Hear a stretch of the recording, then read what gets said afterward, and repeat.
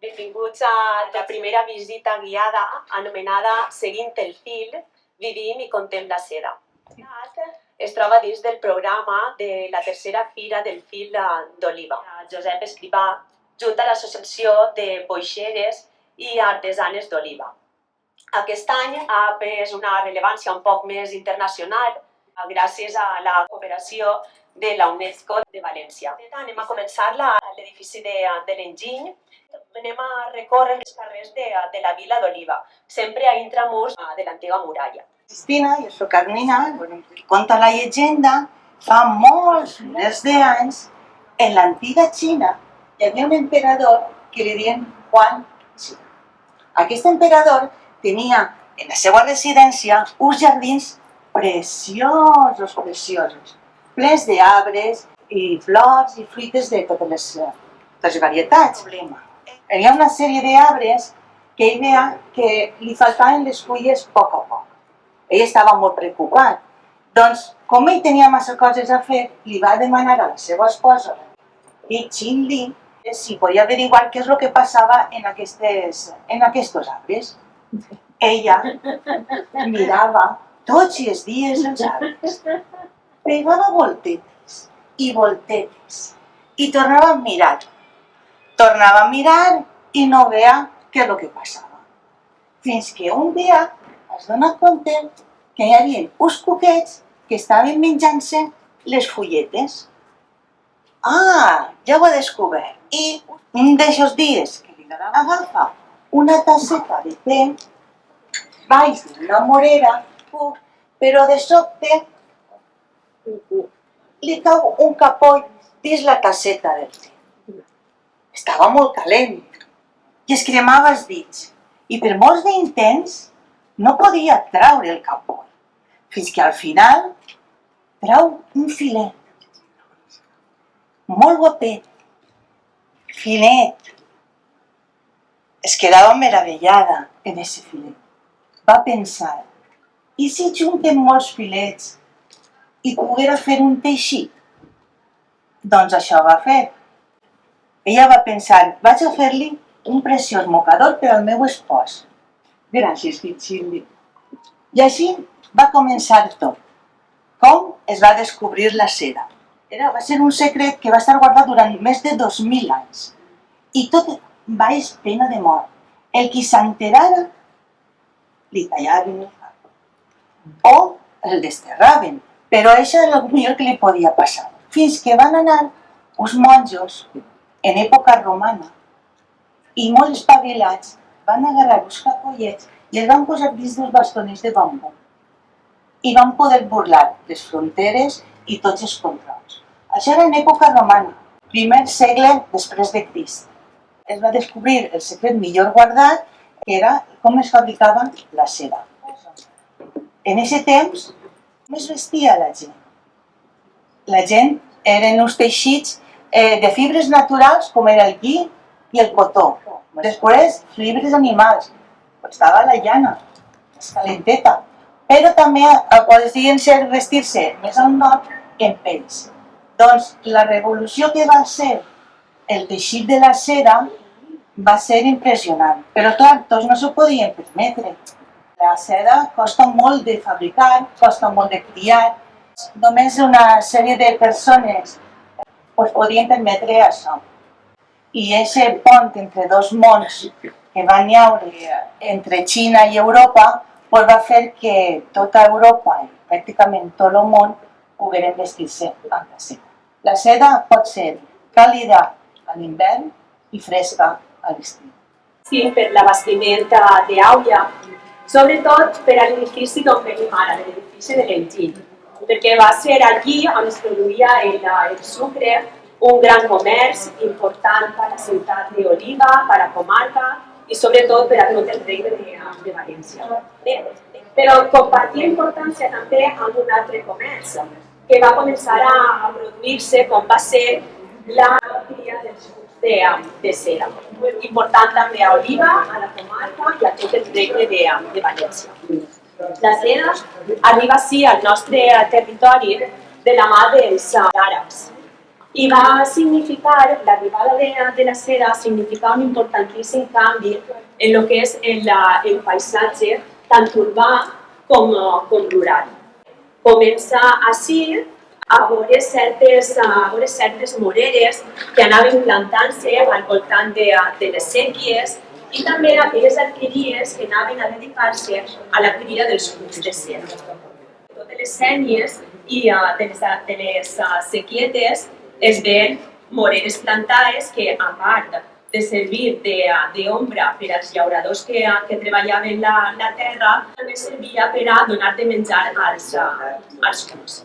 Encara que n'hi havia pobles que tenien prohibida la plantació massiva de moreres, perquè passava que, clar, si se plantaven massa moreres, deixaven de costat altres cultius, com per exemple cereals o les fruites o les hortalisses que servien per alimentar tant als homes com als animals. Això es trobava pràcticament al costat de lo que era el poble i després va passar a estar dins de la muralla.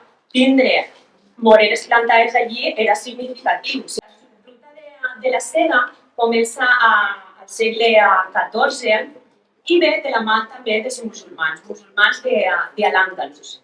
A València resulta que era el centre un poc d'exportació perquè tota la seda granadina que arribava a València s'exportava cap al nord d'Itàlia. Allò va comportar que s'establiren una sèrie de relacions entre el poble valencià i el poble de Gènova. A més, van arribar unes aportacions tecnològiques per part dels genovesos que van ajudar molt a que la indústria de la seda de València començara a desenvolupar-se significativament.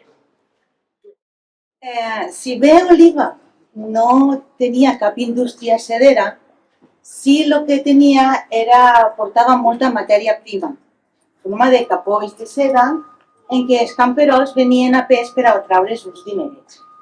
Hi ha dades que el 1844 en Oliva s'arreplegaren 20.000 lliures de seda, el que és el mateix, 9.000 quilos. En la comarca de la Safor hi havia 30 torns que treballaven 30 dones amb 12 oficials i 12 telers que teixien teixits de seda i de vellut. Tot això era per a l'exportació. Les cases al segle XVIII canviaren i es transformaren pràcticament totes en tot el territori per a adequar l'activitat. Així tenim un exemple, per exemple, si ens girem aquesta casa, és molt representativa del segle XVIII, en què té les finestretes d'almendres.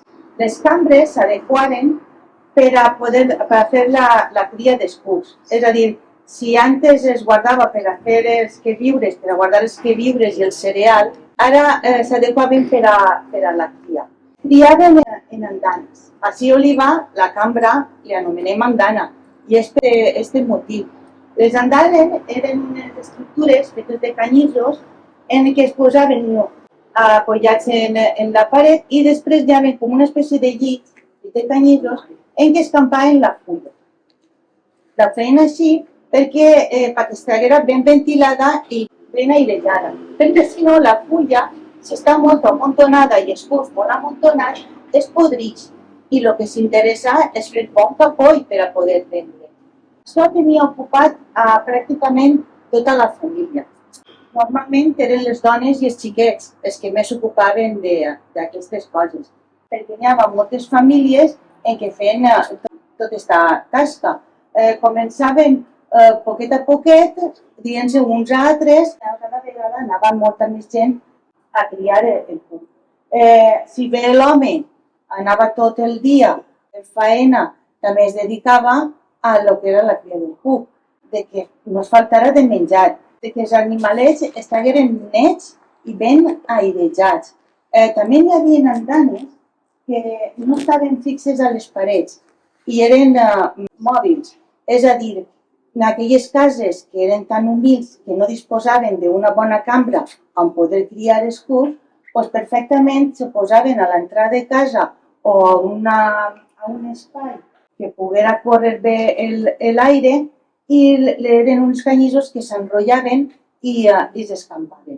Això també facilitava que tots els anys, quan acabava lo de la cria, es tingueren que netejar perquè n'hi havia molta gent que no estava d'acord en que els camperols pogueren treure els diners, perquè sempre n'hi havia gent molt més poderosa, comerciants, que volien treure diners. I tot això, si Oliva, va ser gràcies a don Gregori Mayans, que va fer tot el possible per a que les famílies més humils pogueren treure's uns dinerets, enfrentant-se a tot el gremi de la SER.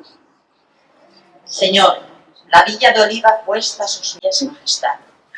Si a las tejedoras se les quita su ejercicio, se quitará a sus familias un fácil modo de paliar la vida con su honesto y provechoso trabajo. ¿Cuál otro se podrá sustituir tan decoroso y útil a la República? En sus telas no hay fraudes. Ellos son según el hilo que les dan los que las quieren, de duración sin engañosos adobos, y se tienen a la mano labradas en esta misma villa. Se configuran con la mayor comodidad por medio de permutaciones, que no se podrán hacer si solamente tejen los que se hacen maestros. Estrabón, príncipe de los geógrafos, celebró como extremadamente delicadas las telas que tejían en España las mujeres ancianas. Itálico competían con las de Egipto, que eran las mejores del mundo. Si la divina providencia, pues, permite que en todas las casas y aun en los palacios reales más magníficos y más afeados hay arañas, que para dar ejemplo a las mujeres hilan y hacen telas que sirven de telas para cazar moscas y mosquitos que son su alimento. Porque la política humana, que siendo cristiana, debe conformarse con los consejos del Espíritu Santo. No ha de tolerar que haya mujeres tejedoras para sustentar sus familias sin fraude alguno. Y con trabajo honesto y útil a la República, cuyo bien común debe prevalecer a cualquier bien particular, y es más, al de un cuerpo que en los magisterios, que nunca concede sola la habilidad, tiene por arbitrio de su subsistencia el precio de ellos y las demás contribuciones, excluyendo a las mujeres de un ejercicio que desde que hay memoria de tejidos en la más apartada antigüedad, ha sido propio de su sexo. Dígnese, pues, su majestad de permitir al flaco sexo el decoroso ejercicio de tejer en esta villa de Oliva. Oliva, en la sala capitular de esta villa, a 22 de octubre de 1763. Ahora, la rúbrica Don Gregorio Mayans.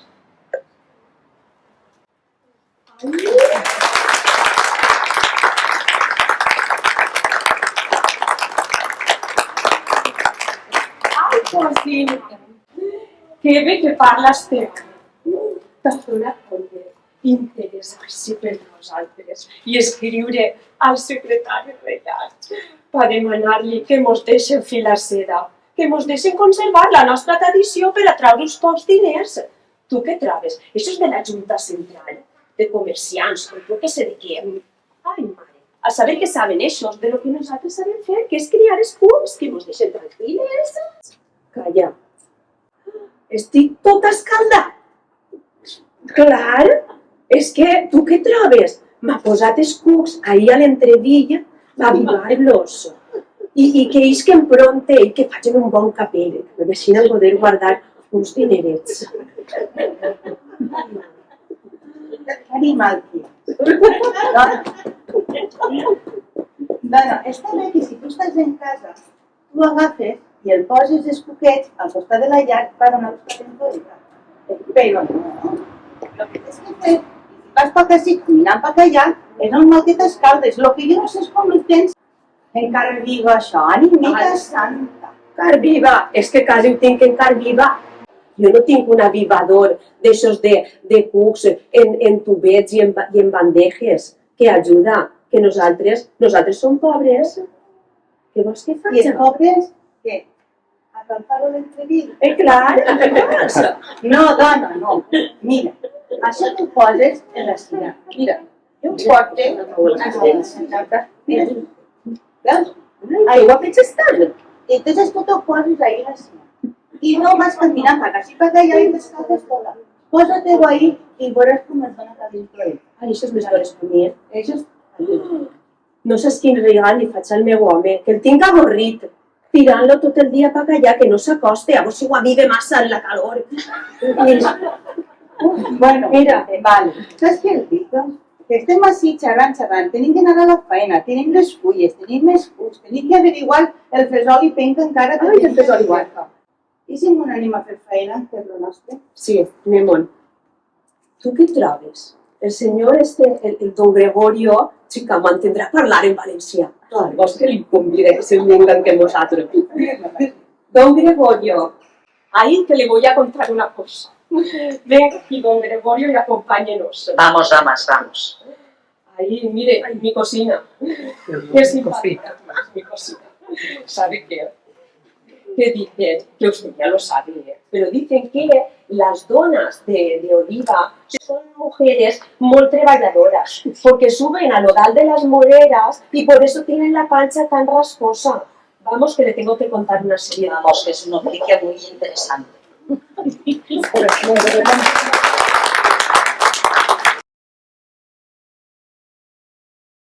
A València, millor, a tot el territori espanyol, comença al segle XVIII a haver una certa decadència en lo de la producció de la cria de seda. Però encara que puguem pensar que ja s'ha acabat de la cria dels cucs de seda, podem veure tots els mesos de març, Sant Josep, tenint la major esplendor en els trajes de les nostres falleres. Tot això és una herència que tenim d'aquella tradició sedera i de tants anys que va tindre València. Aquests trajes de les nostres falleres, passejant per tots els carrers, és com si es diguera un record, ens envia un record i una enyorança de tots aquests anys passats. Mireu, hem preparat una cançoneta que van trobar, una cançoneta antiga. El que passa és que nosaltres no sabem de cançonetes i no sabem la tonaeta. Una espècie de poesia i tenim... En l'ample llar de la cuina estan en robles sentades, hermoses joves llogades traent de rama al capell.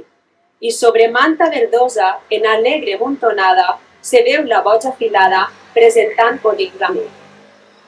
Es canten les fadrines cançons amoroses, les manetes pressuroses de la boja trauran l'or, i quan plena està la falda que lluís sa gentilesa, van a buidar la riquesa en el fondo collidor.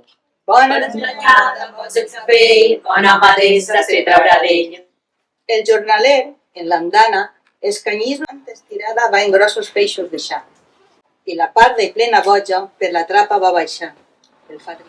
Anima l'àvia dels joves i distrau a la xicalla, cantant alguna rondalla en el racó de la llar, mentre la xica de casa arregla coques fines per a donar a les fadrines quan aplegue el berenar. Bona anyada, boja el capell, bona madessa se traurà d'ell.